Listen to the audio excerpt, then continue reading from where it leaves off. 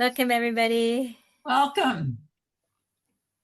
We'd love to see your faces if you're willing. I'm impressed with your background, Sandy.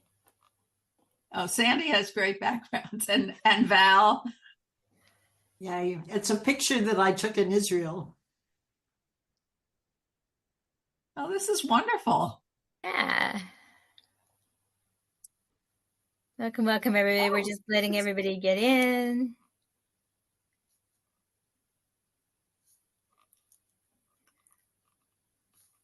And here's Dawn. Very nice. Oh, Josephine. Hi, Elizabeth.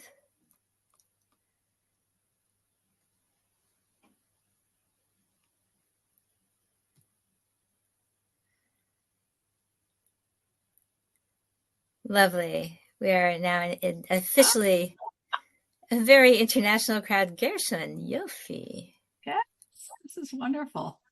Yeah. So why don't we, once we start, why don't we just go around with a few sentences of your connection to the center and to Kaplan and what brings you here? This is wonderful. Yeah, I think that would be nice. Yeah, I'm just letting more and more people in. So let's give folks a moment. Hello, everybody. We'll start in 1 minute. Make yourself a cup of tea. How lovely to have you all here. Very exciting. On this beautiful fifth night. Mm-hmm.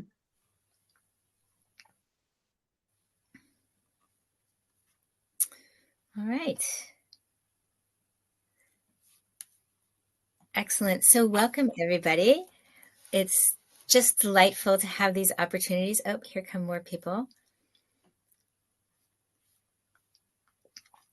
It's really delightful to have this opportunity to get together with you, to get to know you, to have a more intimate connection than we usually do when we do our webinars. We present things, and I know you ask us fabulous questions, and the after webinar discussion is always really rich.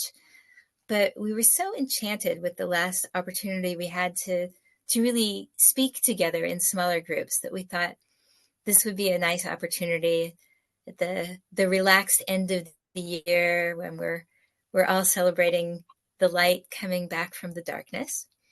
And while we do have 3 questions prepared to discuss, and we'll go into breakout rooms to do that, Jane and I thought it would be really nice if everybody could just introduce themselves briefly and say where they are, what they're thinking about the light, and how they became connected with Kaplan's thinking. Yeah, just a moment of introduction so that we all get to know one another, and then we'll tell you what the plan is and open up the breakout rooms, and we can move into our small discussions. So I'll start. I'm Elisheva Salamo. I'm really privileged to be the executive director here at the Kaplan Center, and my grandfather was a personal friend of Kaplan's. And I never knew that. Yeah, but I also, having been ordained at the Reconstructionist Rabbinical College, I kind of drank the Kool-Aid, and was very, very fortunate also to be able to learn from the Gedolei Hador and to integrate Kaplan's theology and Kaplan's ideology into my congregational rabbinate in many, many ways. So I'll just go, or should we just open it up? Anybody who feels like chatting can. Tell us. I'll go next. I'm Jane Susswein. I heard Kaplan when I was a senior in college, and I was a philosophy major and hadn't had a very strong Jewish background. No question about identity, but not very much in terms of depth. And it changed my life. And 10 years later, I was married, we had a young child, we moved back to my hometown, and we joined a Reconstructionist synagogue. And my life has really been involved with the movement since then in many, many ways, most recently with the Kaplan Center. So I'm delighted to see everybody. I'll go next. My name is Esther Miller. I live in Baltimore County, Maryland. I stumbled upon the Reconstructionist movement because I had a dirty car and the synagogue was holding a car wash. And it was probably the best stumbling I'd ever done. I had been involved in the movement when there was a lay arm of the movement, and found myself quite immersed. I grew up in an Orthodox household, and when I told my father what I had discovered, he told me all about Kaplan. He had no problem with it at all. And I'm right now sort of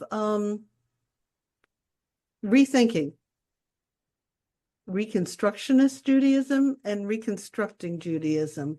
So I'm here to do some more thinking. Excellent. Thank you, Esther. Can I speak next? I'm Dawn Rosen, and I'm in Toronto. And my stepfather was Emmanuel Goldsmith.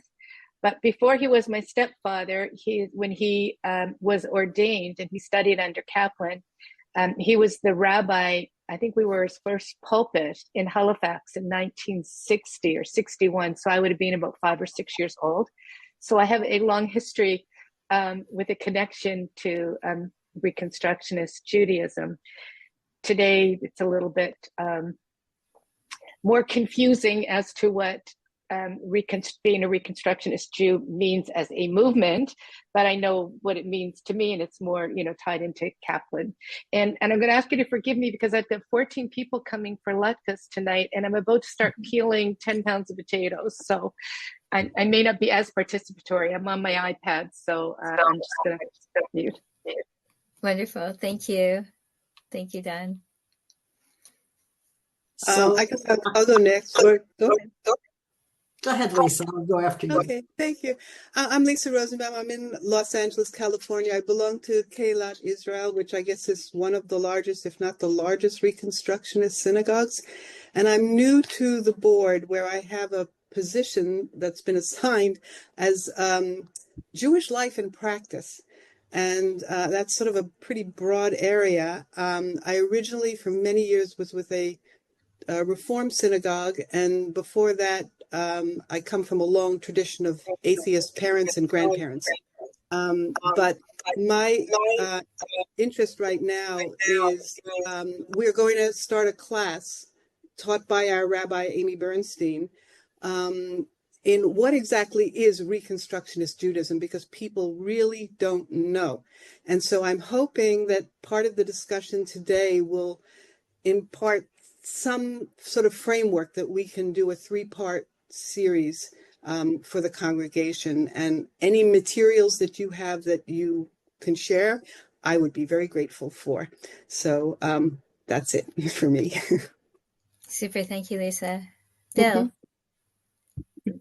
Yeah, I'm Bill Bergstein. I'm from Northeast Pennsylvania, actually just a little bit north of the Reconstructionist College.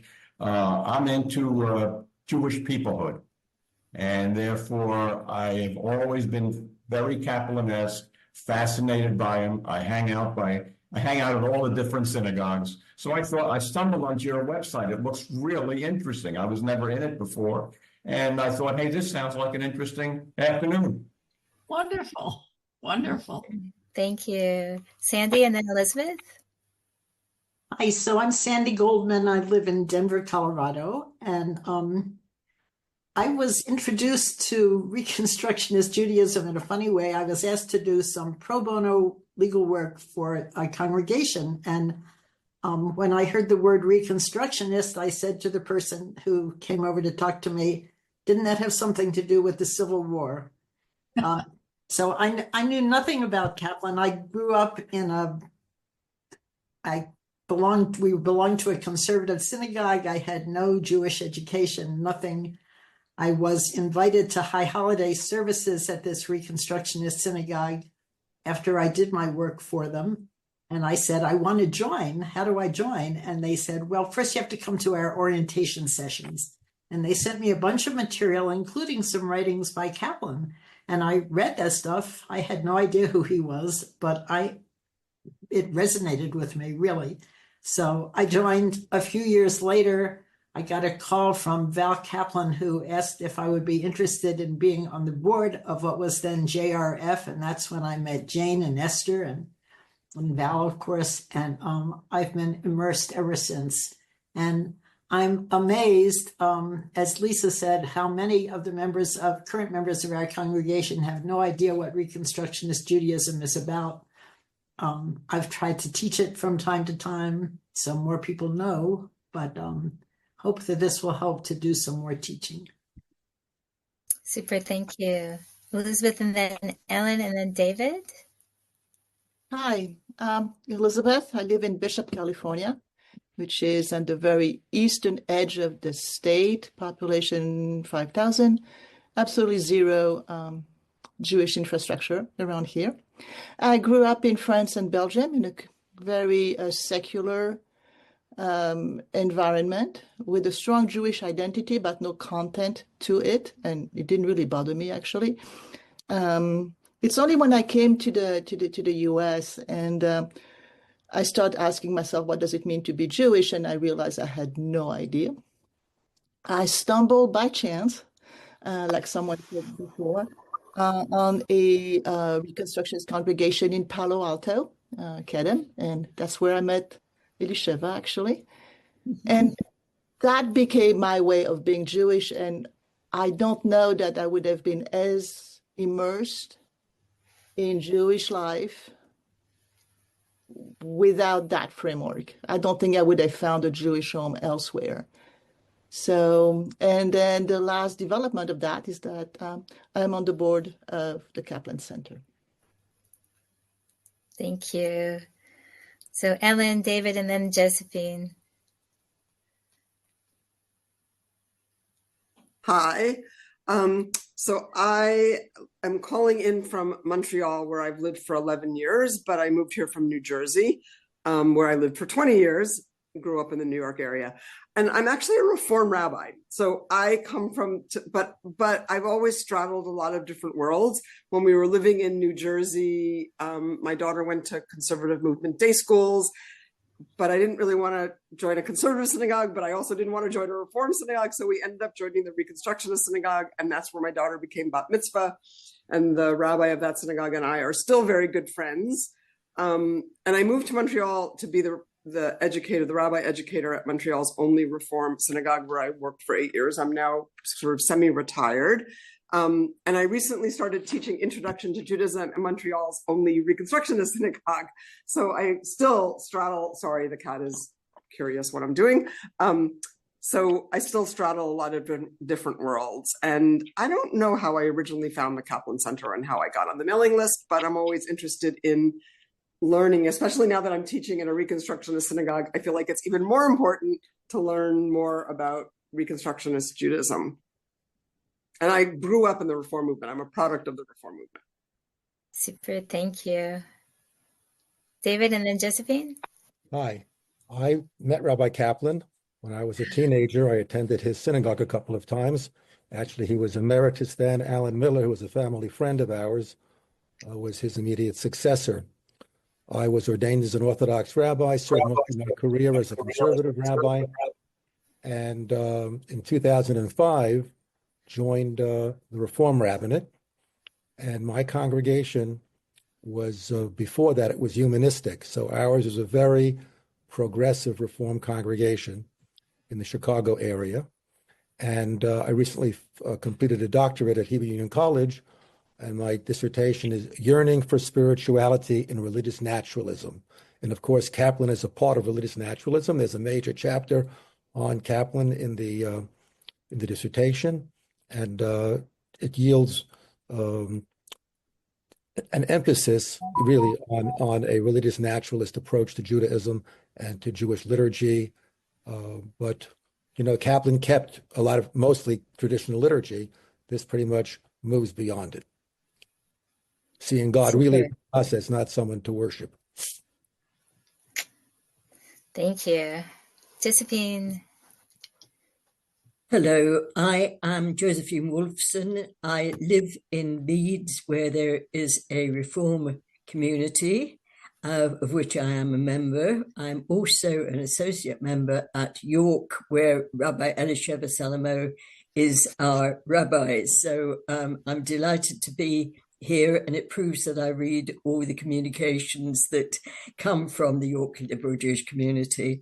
I may have read some writings of Rabbi Mordecai Kaplan, but I'm very pleased to be able to listen today and to learn some more. Thank you. Thank you. Wonderful. Betsy.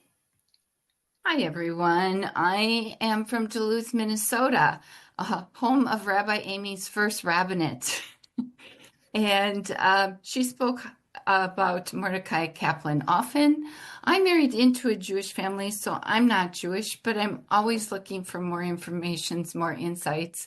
And I really enjoyed Rabbi Amy when she talked with several of other folks here on the Kaplan webinars. So it's always fun to meet somebody from the other side of the country who knows Rabbi Amy. Super. Yes. Rabbi Amy and I were in school together. She has many, many talents, one of them being able to say any word backwards extremely fast. Anybody else feel like they want to introduce themselves? We've become very numerous, which is wonderful. I would like to. Please. Okay. And my video wasn't working. I apologize, but I can talk. My name is Lorraine Loesch, and I became a Reconstructionist, I would say, probably like 35 years ago. I had a marriage that ended, and I, at that point, was probably somewhere between an agnostic and an atheist, because as a precocious teenager, I had a lot of questions, and I wasn't getting answers that satisfied me. And then I got married to somebody who was raised Catholic but didn't observe either. And we were married in an ethical culture ceremony, which felt like a made-up religion. It wasn't meaningful.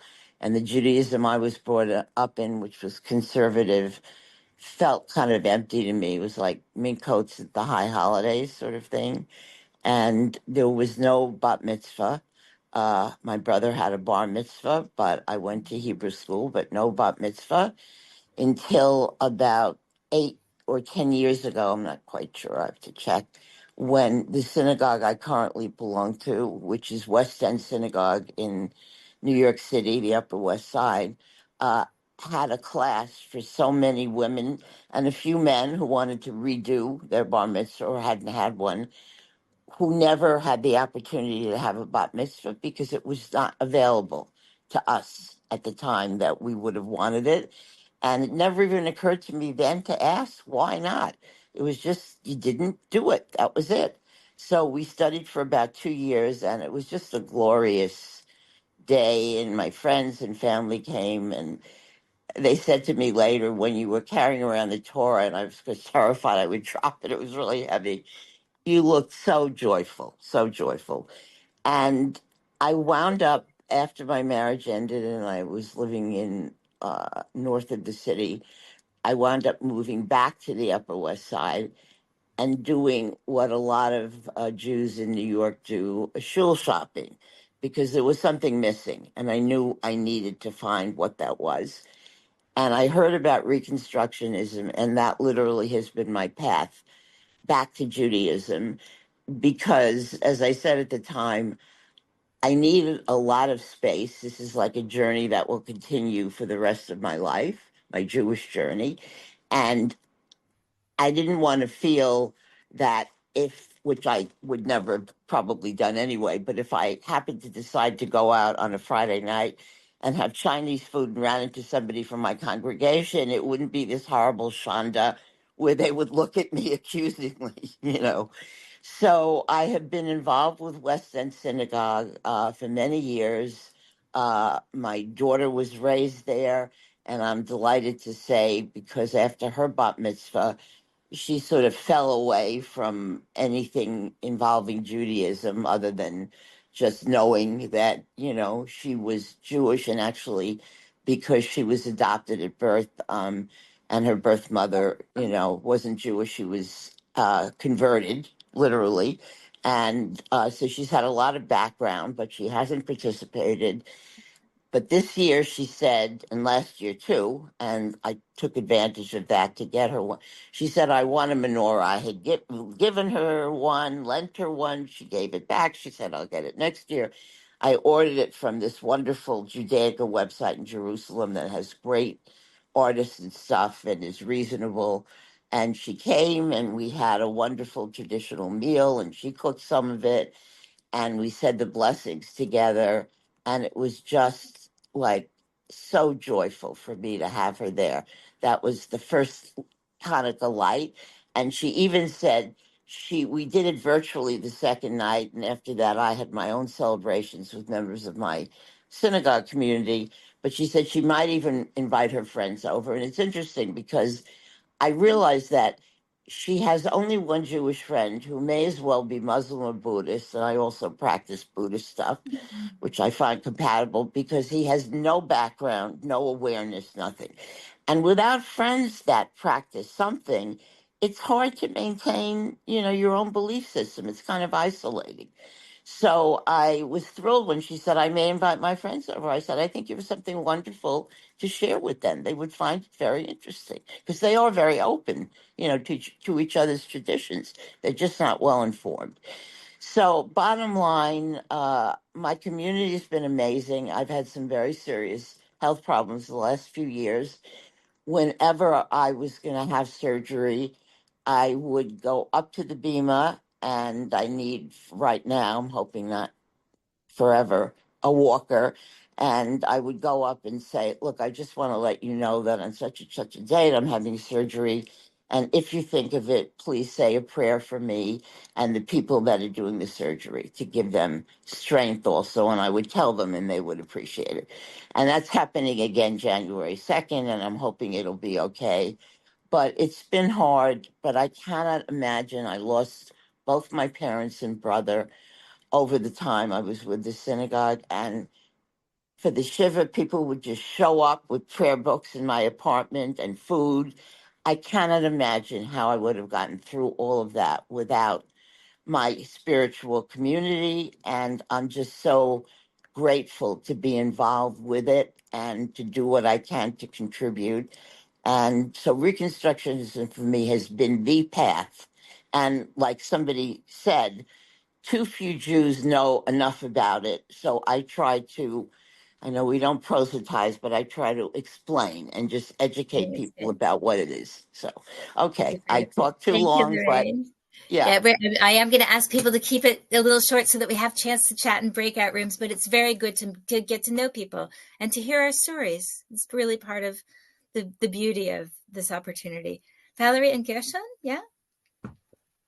Okay. Yeah, so, is it me or Valerie? You go ahead, Gershon. Oh, okay.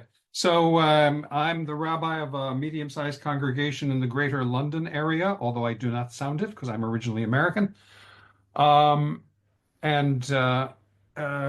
else? So I read Judaism as a Civilization donkeys years ago. I don't remember when. And Reconstructionist Judaism punches above its weight in America for sure, but not in England. It's known here a little, but not much. So I've enjoyed having the connection through the Kaplan Center to remind me of some messages from Kaplan that are really important to be heard here as well.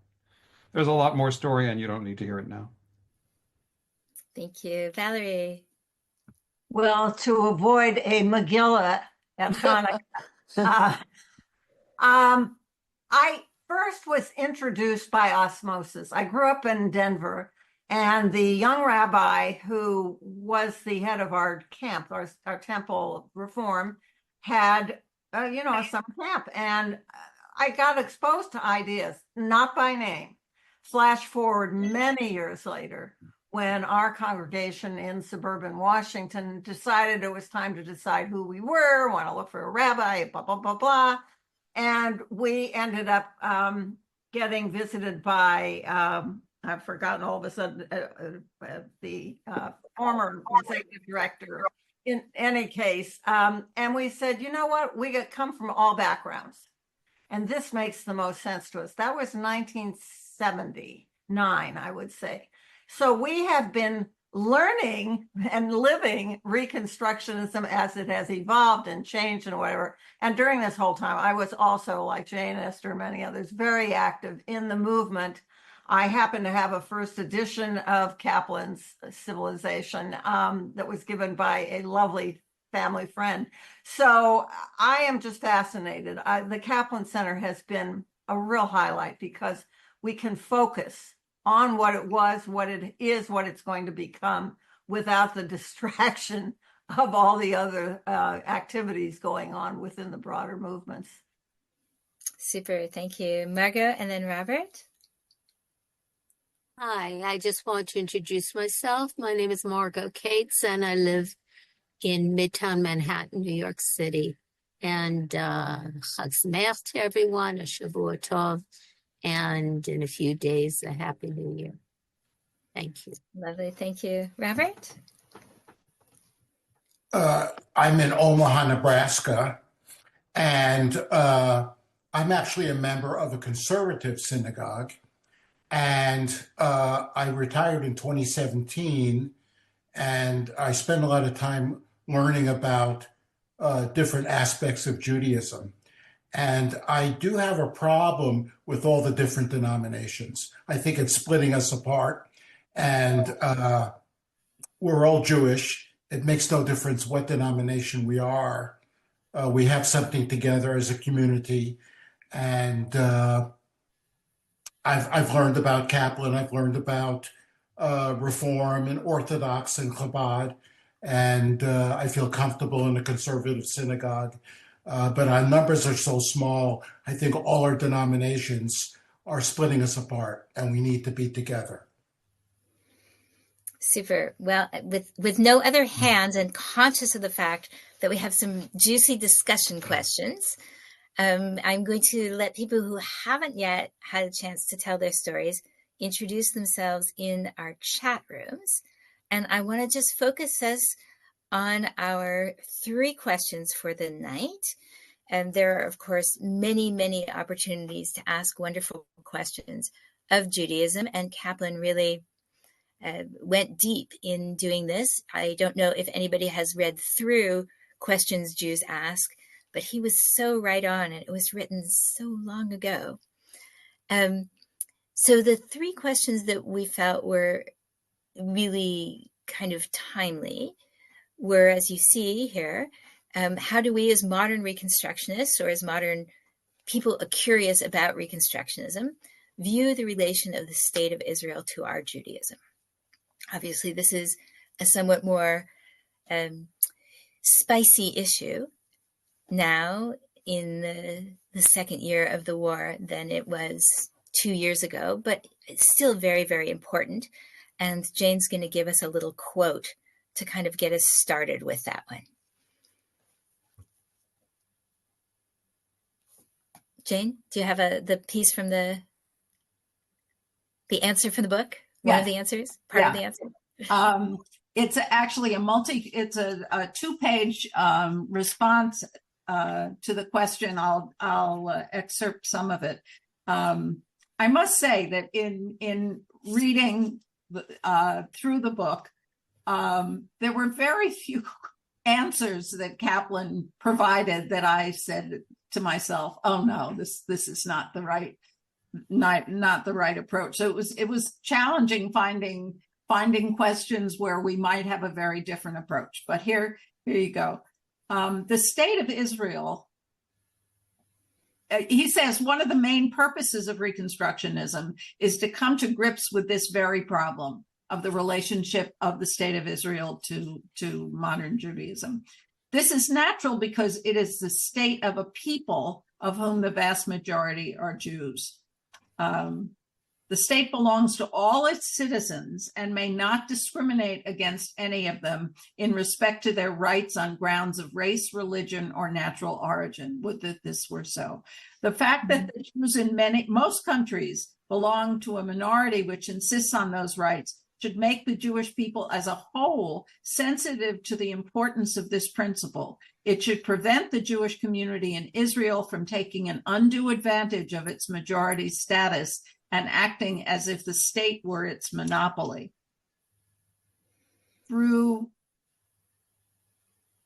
It is not, however, the state of Israel, but the Jewish community of Israel that will constitute the nucleus of world Jewry. Through its influence on the state, the Jewish community of Israel will validate and fulfill the main ideas of Judaism. That's different from having the state serve as a directive influence on Jewish life in a way similar to the Vatican's influence on Jewish life. Then I'll conclude, Judaism as the religious civilization of the entire Jewish people must therefore detach its destiny from any kind of a political state. This points to the urgency for world Jewry to reconstitute itself as an organic people by means of a newly drawn covenant. In Kaplan's, I think the last book that he wrote, The Religion of Ethical Nationhood, which was published around 1972, he goes into length about the need for a worldwide Jewish community. And it's in response to the threat of atomic warfare. So this is one of his dreams that, of course, is not part of our life today. But I just thought he was really on target. Super. So I'll tell you what's going to happen, by the way. We're going to have 3 breakout rooms, and you can choose which one you want to be in. So number 1 is to have a chance to discuss what it means to be in relationship to Israel as a non-Israeli citizen, or as an Israeli citizen, a Jewish person. How do we work within those 2 parameters from our modern perspective? The second question we have is about change.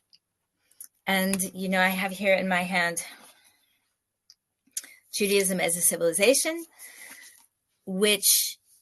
in which Kaplan lays out very carefully his model that the Judaism, and this is a little bit of a polemic, but that Judaism is not about racial identity, and it's not even about religious practice only, but rather it spans the entirety of culture and civilization. And the key word, especially for those who are doing what is Reconstructionism and Intro to Judaism, is really evolving. That our Judaism, in his mind, moves from the place of necessity that it was in 1950 to the place of necessity that it is in 2024, and that the authenticity of that Judaism remains the same. It simply serves the people as the people also evolve. My favorite example of this, of course, is the establishment of electricity. What do we do with electricity? Is it a fire? Can we use it on Shabbat if we are holding to halachic precedent? And at the time, the rabbis made a decision that it was like a fire because it cooked and it heated and it gave us light. But now we think, well, it's a very different thing. It's not the sparks we think it is. And some people have chosen to say that electricity is not a fire anymore, and that is therefore usable on Shabbat in a different way. So we have this evolution of thought around the changes in culture, in civilization, in technology that come to us. And so our question really rests within this idea. Does departing from Jewish tradition, and that can be, Orthodox, that can be the songs that you sang at Hanukkah when you were a child, in any way lessen the chance of Jewish peoplehood surviving? Is it a good thing for the Jews or a bad thing for the Jews? So that's question number 2. And question number 3 is, what does your post-Kaplanian theology look like? So Kaplan, of course, and we've heard this in a couple of our introductions, had a non-entity version of theology, that the divine is a force and not a person, and that we connect to that force when we engage in salvific action, being for either ourselves or, even better, for our communities. So if we were all to get together to fly, I don't know, to Haiti, yes, and bring games for children and blankets for people and engage in a massive week-long Tikkun Olam experience where we talk to people and help them with what they needed, we would be connecting to the divine. We would be expressing God through our actions. And since he wrote his books, we have had a number of theological reconsiderations, including a broader look at humanism, including Neo-Hasidism. We've watched our sister movement. I know we shouldn't perhaps be discussing movements per se. The renewal movement come up to its own theological understandings. And all of these have influenced Jews who are Reconstructionists. And so if you're interested in discussing your theology and listening to other people's theologies, how is it Kaplanian? How is it post-Kaplanian? What do you blend? What do you find complicated? Then you can go into room 3. So those are our 3 questions. Are we ready to make our way into our rooms? All right, let me create those. And remember, room number 1 is our relationship with Israel. Room number 2 is, does change in tradition somehow diminish the opportunity for Jewish peoplehood to survive? And room number 3 is, what is your post-Kaplanian, but nonetheless probably somewhat Reconstructionist theology? And I think Jane and I might pop back and forth between rooms and just enjoy getting to know you and listening to your thoughts as we go along. And we will talk for about 35, 40 minutes. And then I'll give you a little warning and let everybody conclude your conversations. Valerie has her hand up quickly. Yes. Is it possible for us as participants to switch rooms at any? Yes. Thank you. I believe you can do that, indeed. Okay. And then towards the end, we'll gather together and share a few insights. And I hope everybody has their menorahs handy, because we will have a chance to light the menorah. Margot, you have one last question? Yes, how do we get into the rooms? Pardon? How do we get into the rooms? As soon as I hit the button create here, you will have a choice of which room you would like to go to. So you will either be going to room 1, where you'll be talking about the relationship. No, I understand that, but you're going to put something in the chat, or something will appear at the bottom of the screen? I'm not sure exactly where it's going to appear on your screen. It'll pop up. But it will pop up. Very good. That's all I needed to know. Thank you so much. All right. Enjoy your conversations. Thank you.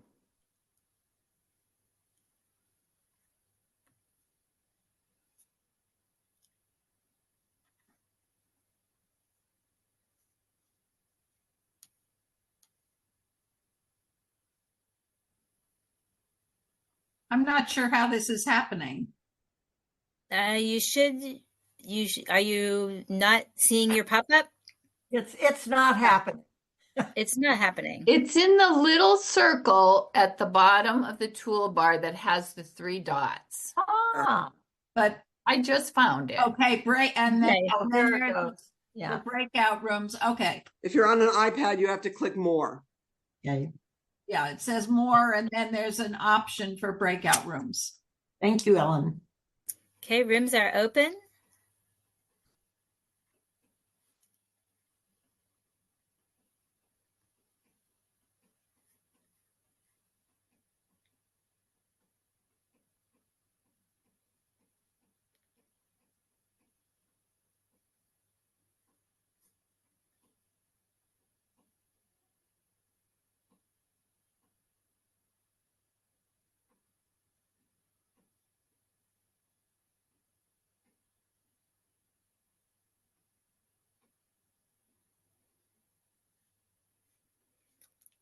Alan, are you having some trouble getting there?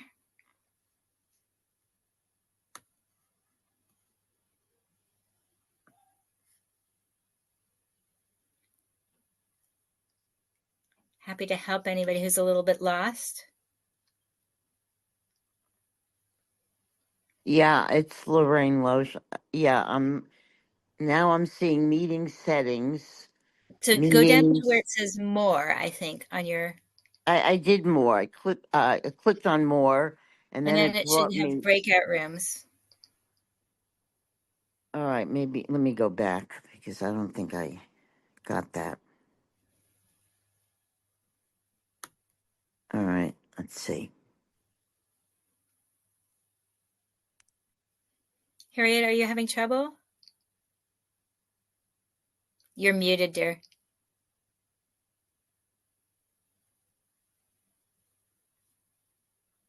I'm sorry, I can't hear you. Can you unmute? Yeah. No, Lorraine, I've got you. I think you're working on it. There we go. Harriet, hi. I clicked more, and I'm not getting any possibility of breakout rooms. Which room would you like to go to? I guess the Israel. Okay, I shall place you in.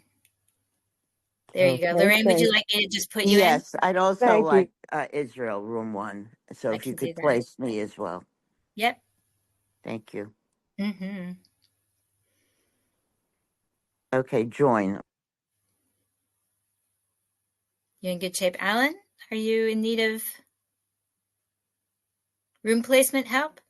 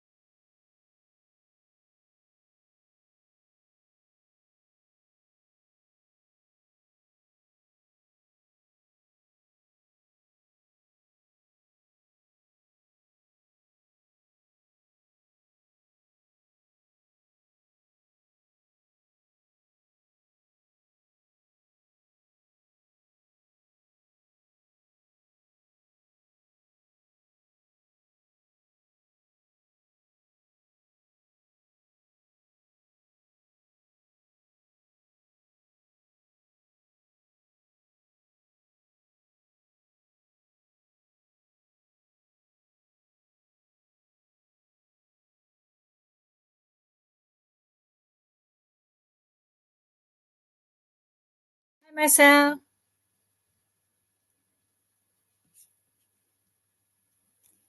Hello, it's Rabbi Elisheva.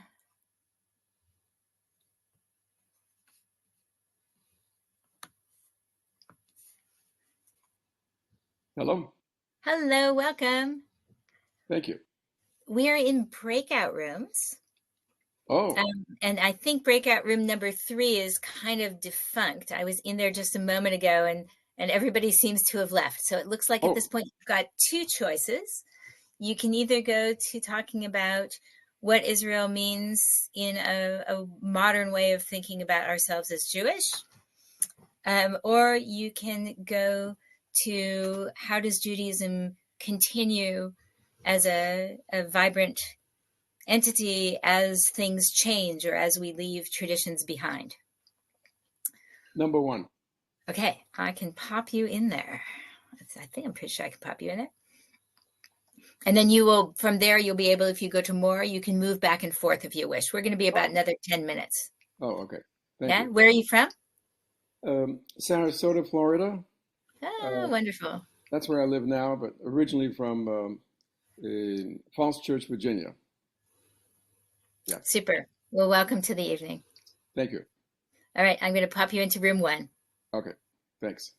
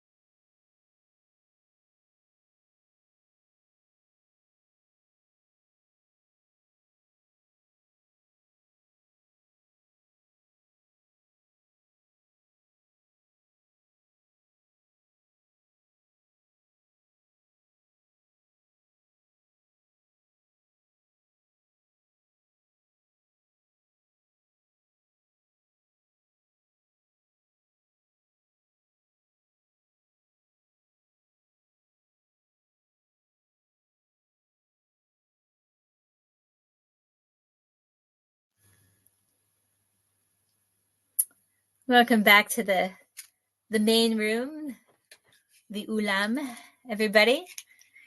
I had a chance to chat with some of you and get to know you a little bit better. It's such a privilege to have these more personalized conversations.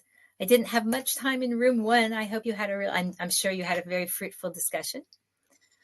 And please let us know if this is a format that works for you, if you'd like us to have other conversations. I'm feeling like there may be some information or short classes coming out of this session that people have been asking us for things. So do not hesitate to let us know what you would like us to provide for you as much as we can. We really do want to serve you and really to get the word of Kaplan's brilliance and his thought and his theology and his hopes and his dreams for this beautiful world to as many people as we possibly can. And speaking of this beautiful world, it is a wonderful holiday, a holiday of light. I have to move my camera, sorry, so you can see my menorah. I guess you only get the top of it. I have a very short menorah tonight. Here we go. We are lighting 5 candles, so if you have your menorah ready, I invite you to bring some more light into the world. And I'm going to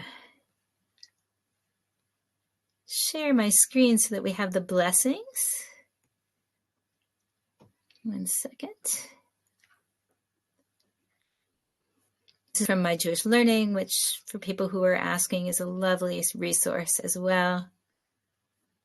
Various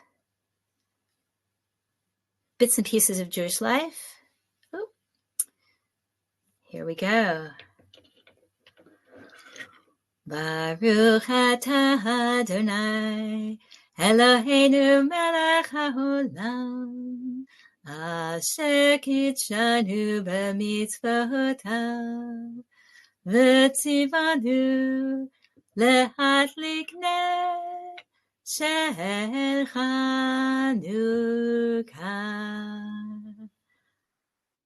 Our second blessing below. You can all unmute. We can sing in cacophony. I think God will be very pleased in whatever version of the divine you might have been holding. Her image, her thought. Baruch atah Adonai Eloheinu melech haolam asher mitzvoteinu v'yamim hahem b'azman hazeh. So we have our candles beautifully lit in front of us, and hopefully some new friends across the states and maybe even across the world. And I'm not seeing where Jane is. Jane, would you like to give us a quick summary of? Let me just say this was Elisheva's idea, and it was a wonderful one. And let me give a shout out to Harriet Feiner, who with Friedlander last year gave a course on Eisenstein's thinking with a small group that really loved engaging with one another. So this was a model for what I think, if we hear from you that this model of talking with one another on issues is something you'd like to continue, please let us know. I met some new people here, and it's wonderful to, I hope we can continue this. And if we are in the process of deciding on webinars for next year.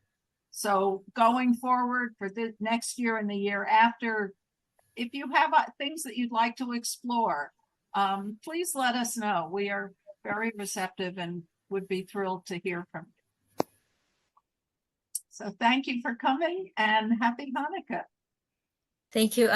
I also just want to make a very special thank you to Sheridan, who is our our do-it-all person who set up this meeting for us, who's been sending you emails, and to all of the members of our board. We've had both Elizabeth and Dawn here along with us this evening, but literally the Kaplan Center board is a wonderful group of people, and especially to Jane, who absolutely pulls way more than her weight of the card of the Kaplan Center and is always up for new and fabulous ideas. So keep your eye on the webpage. We'll have some new articles up for the new year, a little bit of reading to do, and then look forward to our February webinar on the environment for Tu B'Shvat. Thank you all so much for coming. Enjoy the lights of your menorah. Could I say something? Yes. Yes, just one thing. It's Lorraine Loesch.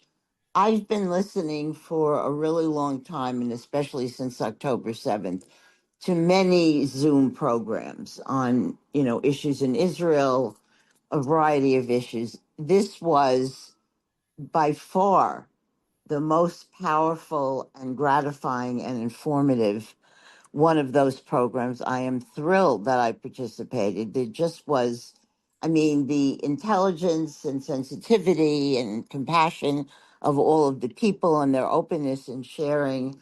It really has made my day. I must say, I have to compliment everybody involved in it, including our moderator and you, of course. And I really hope to see more, and I'll try and suggest anything that occurs to me. And I really want to participate. This was really wonderful. Really. Thank you. Toda Rabah. So much. So much. Thank you, everybody, for participating. Thank you all. We look forward to doing more and to seeing you in our Zoom windows again. Take Happy care, be well. Hanukkah. Happy New Year.